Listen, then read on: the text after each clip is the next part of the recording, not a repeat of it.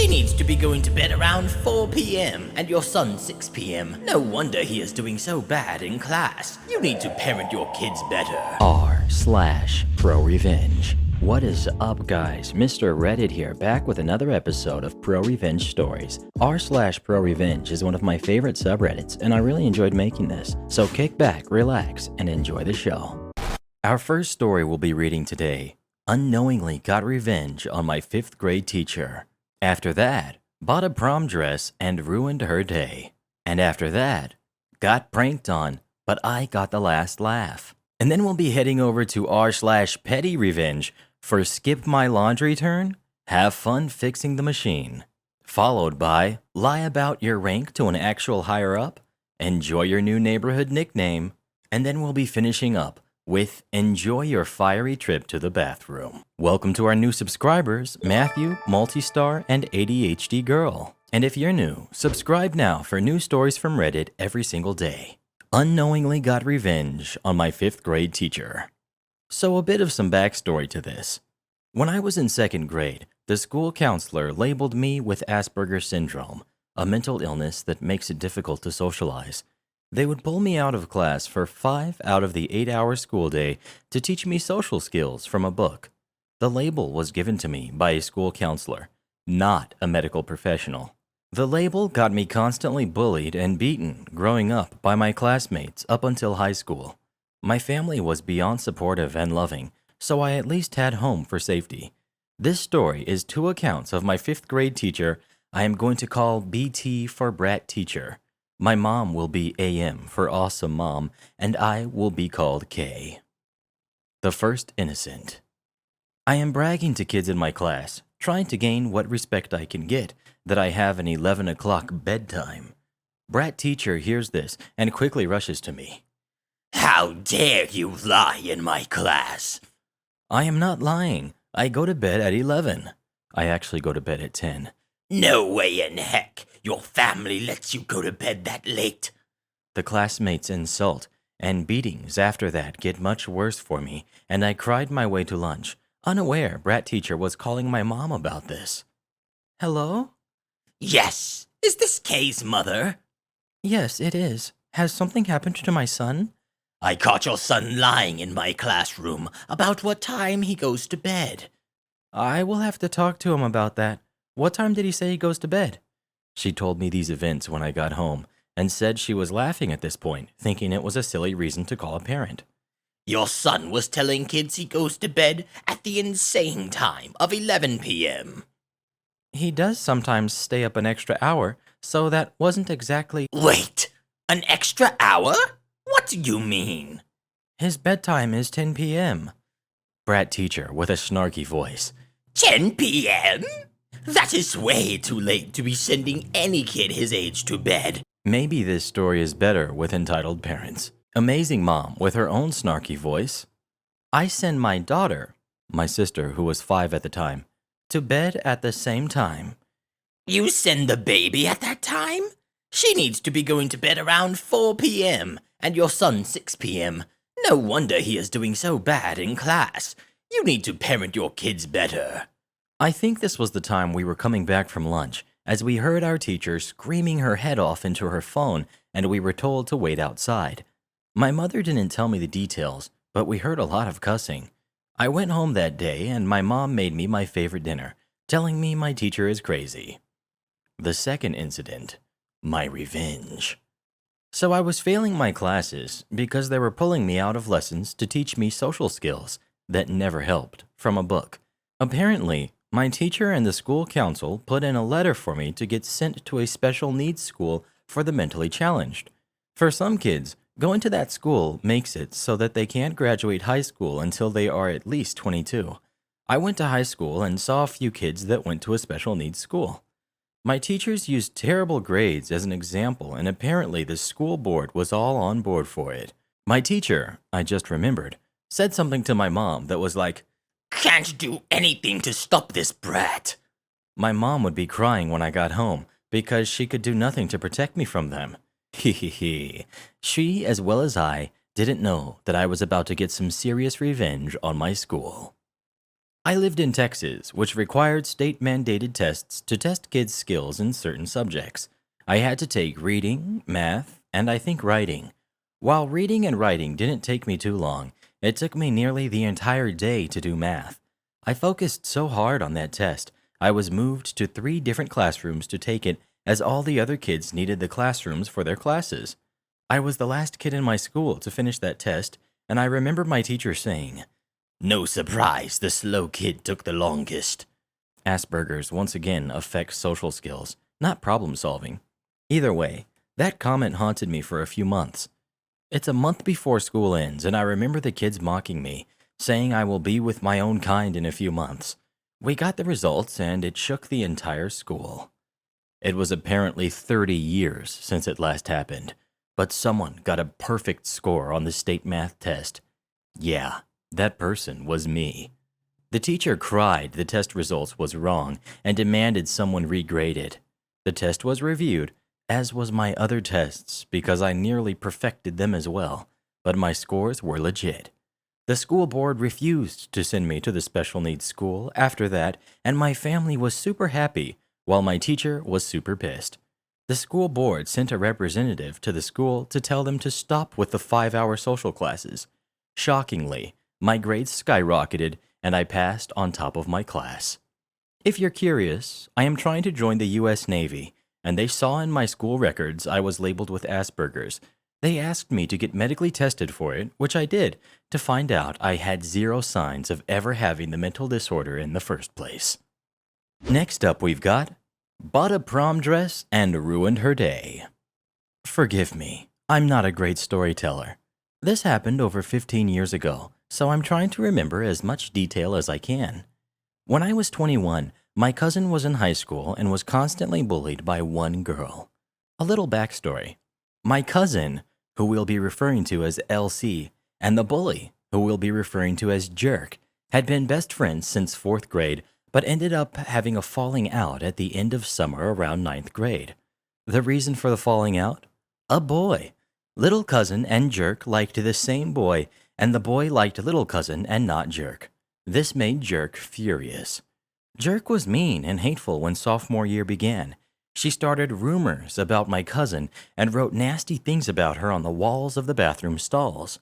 Jerk sat behind my cousin in math class, and during a test, she put gum in my cousin's hair. My cousin ended up having to cut her hair because it was such a bad mess. Jerk had joined the cheerleader squad and had made new friends, and those wenches helped the Jerk spread rumors and treat my cousin like crap every chance they got. Before all the bullying, my cousin was outgoing and usually just a happy girl.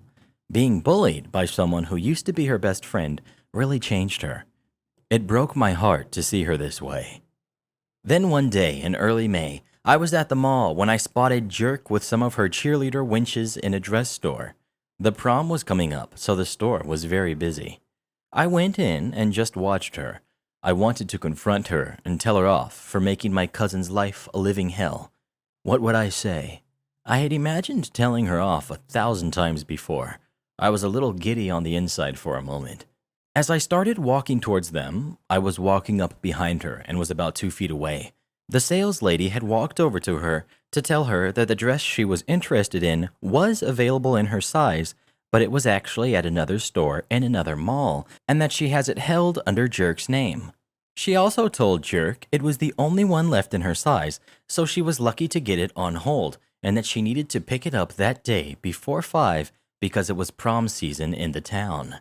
Jerk thanked her and said as soon as they got through the line had about 7 people ahead of them, to buy a dress for one of the wenches, they would head right over to the other mall to get it.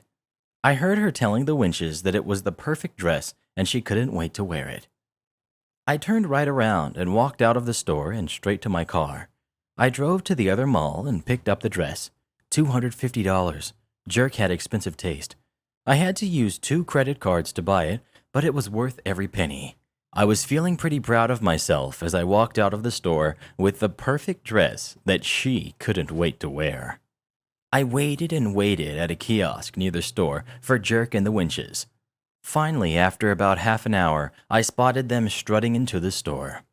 I couldn't hear what was said, but I saw the saleswoman looking for the dress and then speaking to the jerk. Jerk looks at the winches and starts crying. They are trying to comfort Jerk, but she cannot be consoled. They walk out of the store and out of the mall. I ended up strutting my stuff out to my car and over to Cousin's house to give her the dress. She loved it and ended up wearing it to the prom. Edit. Cousin went to prom and had a wonderful night with her boyfriend, same boy that they had the falling out over. One of the winches notices Cousin's dress and pointed it out to Jerk. Jerk wasn't happy. Cousin said Jerk wouldn't stop throwing eye daggers all night. She looked like her night was definitely ruined. Cousin said as they were leaving the prom, she noticed Jerk and the band of winches in the parking lot. One of the winches was throwing up, drunk at prom, and actually threw up on Jerk's dress and shoes. So all in all, I would say that it was a win-win situation. Next we've got pranked on, but I got the last laugh. This was a while back when I was still a senior in high school. I went to an all-boys boarding school. As it was all boys, we all got into dumb antics and trouble. One of these antics is pranking people, and let me tell you, at an all-boys school, it was like a war zone of pranks. No one was safe. Some pranks were awesome and hilarious. Others were just straight-out dumb. This story involves one of those dumb ones. People involved in this story are me, Billy, and Bob. Billy one day thought it would be hilarious to jump on people and smear IcyHot gel. IcyHot is a balm for sore muscles and such, all over them. It's dumb, I know, but when boys get bored, these are the things we do. Billy got Bob to help him with this prank when I just happened to be strolling along, minding my own business. They immediately jumped on me and held me down. I tried to fight back, but I'm a small guy, and these guys easily had 100 pounds over me each. They covered my whole neck and face in IcyHot. They quickly got off and ran away laughing. I, of course, was mad. I go get cleaned off and wanted revenge, but I didn't know how. So I just grabbed some oranges and ran to find Billy. It's a small school. We know where everyone's room is. Luckily, I find Billy in his room and started chucking the oranges at him. He dodges them and then tells me that he's sorry and he can make it up to me. I had ran out of oranges and was still mad, so I listened to him. He says that he will be able to help me by double-crossing Bob.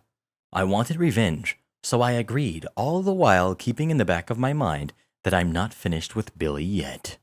Billy's plan was to literally just pull the same IcyHot prank on Bob. I agree, and so we go searching for Bob, and sure enough, Bob was in his own room as well. Billy jumps on Bob and pins him down to the ground. Billy instructs me to start slathering the IcyHot on Bob. I do so with glee, making sure to get his chest as well. Bob tries to fight back, but was incapable of doing much. Then Billy says, "Okay, on the count of 3, I get off of him and we both run." I, then and there, saw my shot for revenge on Billy. I go, "Wait, I want to slather one last glob on Bob." Billy goes, "Okay." What I actually did was I grabbed a handful of the gel, went behind Billy, pulled open the back of Billy's pants, and slathered the IcyHot all into his butt. Billy howls at the double cross. I bolted out of there as fast as my little legs could carry me, satisfied that I had gotten them both almost the exact same way they had gotten me. What goes around comes around. And now for some seriously petty revenge. Skip my laundry turn? Have fun fixing the machine. In a house I lived in, we had a simple laundry system. If multiple people needed to do laundry, we'd rotate loads so that everyone could do laundry if they needed to. Seems reasonable, right? Well, one day, I went to go start laundry. A roommate ahead of me had a load in, and I asked him if I could go after. He said yes, but when the time came around to do laundry, he reneged on the deal and decided he could skip me because he had screwed up and did sheets first. I told him that I needed to do laundry and that he shouldn't get to do multiple loads because of his own gaffe not doing clothes first. He pouted and moaned until eventually it wasn't worth it for me, and I went to bed late with few clean clothes for my business casual office job the next day. Well, a few weeks later, he mentioned needing to do laundry. My revenge. I went to the washer and turned the water switch off. When he went to do his laundry, he ran a cycle to no effect. He proceeded to spend the entire afternoon attempting to fix the washer, eventually calling our landlord. When the landlord sent a repairman, he was scolded for being too dumb to turn on the water switch, and it took him days to do his laundry. Roommate broke the unspoken laundry queue system. I turned off the water, and he believed the washer was broken, leaving him unable to do laundry for days. Next up, lie about your rank to an actual higher-up. Enjoy your new neighborhood nickname. Ah, this sweet victory story. Definitely a favorite of mine. When my husband was in the military, we lived in a small and quaint off-post housing neighborhood. We were moving as he was medically retiring, and we had a pretty pleasant 3 years in our house. Spirits were great, all things considered.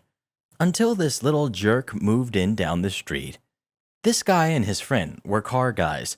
Nothing against that at all. I'm a bit of an enthusiast of heavy machinery myself, but not during quiet hours, when my child is asleep, and not when it involves literally sawing a car in half. Yep, sparks a-flying and all. To say the noise was concussive at 10:30 at night is putting it gently. So, naturally, husband starts getting a bit irritated with the cacophony. I must admit, so am I. We aren't that old yet, but certainly in the adult mind frame to know when to shut up for the day. I had just gotten home from work, and my irritation paled in comparison to his. He eventually decides to confront our dearest neighbors as tactfully and politely as possible. In begins the walk to their house. It's about 30 seconds into this that I can hear yelling, growling continuously louder, echoing throughout the usual sleepy street.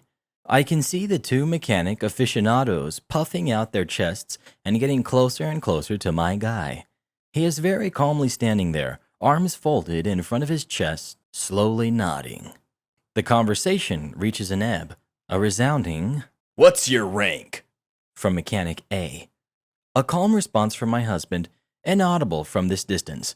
Mechanic A fires back with, "Oh yeah? I'm an E6 too, guy. I pay the rent here and can do whatever I want. Get the heck off my property." By rent, he meant basic allowance for housing, on the rental he was assigned to. My husband, now laughing, returned home and said Mechanic A called the military police.